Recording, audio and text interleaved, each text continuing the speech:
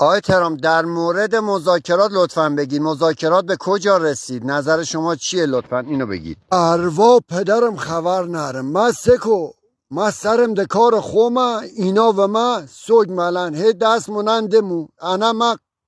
بله، ولی نظر ایرانیا چیز دیگه است. میگن شما باعث گرونید و تحریماتون باعث این گرونی. آخه سیب زمینی و ما چه سیب زمینی ده اونجا. خب بالاخره تحریمات تو همه چی اثر میذاره. خب مواد دارویی، مواد شیمیایی و همه این چیزا رو تاثیر میذاره. فقط سیب زمینی پیاز نیست. میگن همش تقصیر توه. نه والا آخه سیب زمینی پیاز ما بو هم سیب زمینی به هر حال تقصیر توه. نمینم به خدا اینا خوشوه گرونش میکنن. آقا من کاری نرم.